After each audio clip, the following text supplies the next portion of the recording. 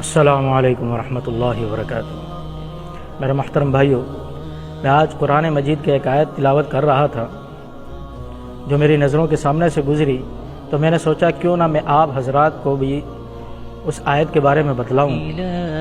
اللہ رب العالمین قرآن مجید میں ارشاد فرماتے ہیں افلا یتدبرون القرآن ام علی قلوب اقفالها۔ اللہ رب العالمین فرماتے ہیں کہ میں نے جو آسمانی کتاب تم پر نازل کی، جو تمہارے راہ راست کا باعث تھی، جو تمہاری رہنمائی کا باعث تھی، ام علی قلوب اقفالها، تم اس کے اوپر تدبر کیوں نہیں کرتے؟ تم اس کے اوپر غور و فکر کیوں نہیں کرتے؟ کیا تمہارے دلوں پر تالے لگ چکے ہیں؟ کیا تمہارے دل بند ہو چکے ہیں؟ تو اس پیش نظر میں ایک واقعہ میں آپ حضرات کے سامنے بیان کرنا چاہتا ہوں، اور یہ سچا واقعہ ہے اور یہ اس شخص نے خود بیان کیا ہے۔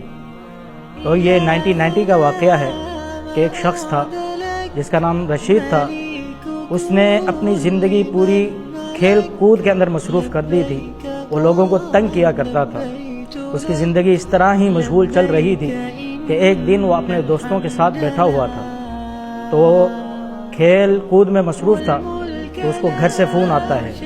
جب اس کو گھر سے فون آتا ہے تو جب وہ فون اٹینڈ کرتا ہے تو دوسری طرف سے خاتون مخاطب ہوتی ہیں، وہ کہتی ہیں کہ آپ کی بیگم کی حالت سیریس ہے، آپ کے ہاں بچے کی ولادت ہونے والی ہے اور آپ کی بیگم کی حالت سیریس ہے، ان کو فوراً ہاسپٹل لے کے جانا پڑے گا۔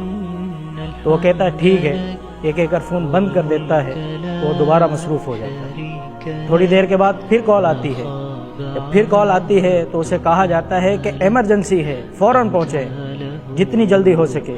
تو اس نے کہا کہ آپ اسے ہاسپٹل لے کر جائیں، میں ہاسپٹل ہی پہنچتا ہوں۔ تو یہ کہہ کر وہ پارک سے نکل جاتا ہے۔ تو جب جا رہا ہوتا ہے تو راستے میں اسے ایک نابینا شخص ملتا ہے۔ تو اسے ایک نابینا شخص ملتا ہے تو مذاقتاً اس کو ٹانگ اڑا دیتا ہے، جس کی وجہ سے وہ نابینا شخص گر جاتا ہے۔ اور جب وہ گر جاتا ہے وہ اس سے اتنا لطف اندوز ہوتا ہے کہ وہ خوش ہونے لگ جاتا ہے۔ جب وہ خوش ہونے لگ جاتا ہے تو اس کے دوست بھی خوش ہوتے ہیں۔ یہ حرکت کر کے وہ نکل پڑتا ہے۔ جب ہاسپٹل پہنچتا ہے تو ڈاکٹر سے ملاقات ہوتی ہے، جب تک بچے کی ولادت ہو چکی ہوتی ہے۔ جب ڈاکٹر آ کر اسے خوشخبری دیتی ہے کہ اللہ نے آپ کو بیٹے کی نعمت سے نوازا ہے، تو وہ خوش ہو جاتا ہے۔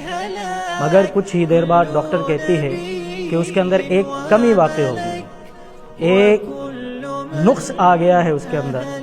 وہ شخص پوچھتا ہے کہ اس کے اندر ایسا کون سا نقص ہے؟ وہ کہتا ہے، ڈاکٹر کہتی ہے کہ اس کے اندر یہ نقص پایا جاتا ہے کہ اللہ رب العالمین نے اسے بینائی سے محروم کر دیا، اس کی بینائی اللہ رب العالمین نے دی ہی نہیں۔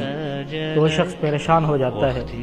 وہ کہتا ہے کہ میرے دل میں اپنے اس بیٹے کے لیے اتنی نفرت پیدا ہو جاتی ہے کہ شاید ہی دنیا میں نے کسی سے اتنی نفرت کی ہو۔ جب کچھ وقت گزرتا ہے تو اللہ رب العالمین اس کو 2 بیٹوں کی نعمت سے اور نوازتا ہے، مگر وہ بیٹے صحیح سالم ہوتے ہیں اور وہ ان سے بہت محبت کرتا ہے، مگر اس بیٹے کو بالکل توجہ نہیں دیتا جو نابینا ہوتا ہے۔ مگر اس کی ماں جو پاک باز تھی، نیک سیرت تھی، وہ سب سے زیادہ اسی لڑکے سے محبت کرتی ہے جو نابینا ہوتا ہے۔ وہ اس کے اوپر محنت کرنا شروع کر دیتی ہے اور اتنی محنت کرتی ہے، اتنی محنت کرتی ہے، یہاں تک کہ اسے حافظ قرآن بنا دیتی ہے۔ جب وہ حافظ قرآن بن جاتا ہے، اللہ کے قرآن کو پڑھتا ہے، تو ایک دن ایسا ہوتا ہے کہ جب وہ گھر پر آتا ہے تو باپ سے ملاقات ہوتی ہے۔ جب باپ سے ملاقات ہوتی ہے تو اپنے باپ کا ہاتھ کو پکڑتا ہے، پکڑ کر کہتا ہے کہ ابو جان آئیے ہم مسجد چلتے ہیں۔ تو وہ جب یہ بات سنتا ہے تو پریشان ہو جاتا ہے کہ میرے بیٹے کو مسجد کا بھی پتہ ہے۔ یہ کہتا ہے ابو جان آپ پریشان نہ ہو، مسجد کا راستہ مجھے پتہ ہے، میں آپ کو لے کر جاؤں گا، میں آپ کو مسجد تک لے کے جاؤں گا۔ تو کہتا ہے کہ اس وقت میرے دل میں اس کے لیے نرم گوشہ پیدا ہو جاتا ہے اور میں اس کے ساتھ چل پڑتا ہوں۔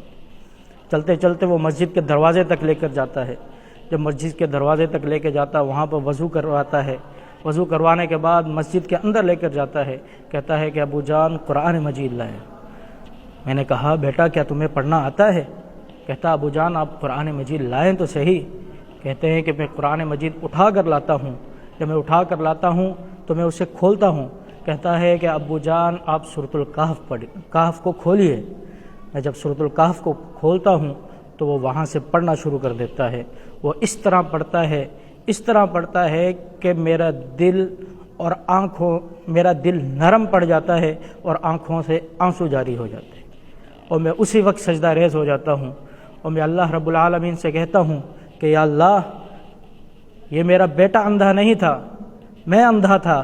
کیونکہ تو نے مجھے ہر نعمت سے نوازا، تو نے مجھے آنکھیں دیں، تو نے مجھے صحت دی، تو نے مجھے ہر چیز سے نوازا، مگر میں تیرا شکر گزار نہ ہو سکا۔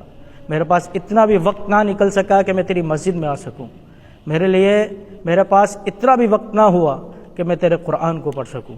تو میرے بھائیوں، آپ بھی اپنی زندگی میں ایسا لمحہ تلاش کیجیے، کیونکہ ہدایت بغیر محنت کے نہیں ملتی۔ اس وجہ سے آپ جتنی ہو سکے کوشش کریں اور اللہ رب العالمین کے قرآن مجید کو پڑھنے کی کوشش کریں۔ جزاک اللہ خیر و احسن الجزاء۔